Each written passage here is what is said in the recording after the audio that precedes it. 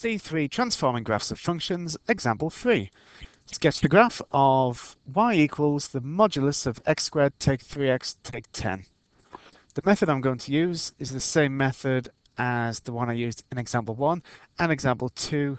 I'm going to first imagine that the modulus signs are not there, think about what the graph would look like, and then reflect any negative y values in the x-axis. So if the modulus signs weren't there, this is the graph we'd be drawing. So I'd first of all look at the x squared term and know because that's positive, it's going to be a U-shaped curve. And I'm interested in where will it cross the y-axis. Well, when x is nothing, y would be minus 10. And where would it cross the x-axis?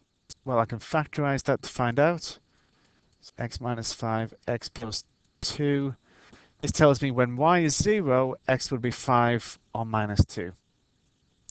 So without the modulus signs, it would be a U-shaped curve going through the x-axis at 5 and minus 2, and it will look something like that, going through minus 5 and minus 2 and 5. However, we have modulus signs, so it's not going to look like that. The negative y coordinates will be reflected. So let's first of all add in those sections of the graph that's just disappeared where y was already positive. So there's a section over here where y was already positive,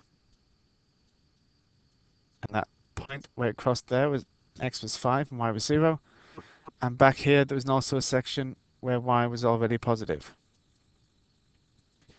and there x was minus 2 and y was 0. The middle section of the graph, which had a minimum point roughly there, had negative y values. So it's going to be reflected and look something like that. Make sure you've got a smoother curve than this.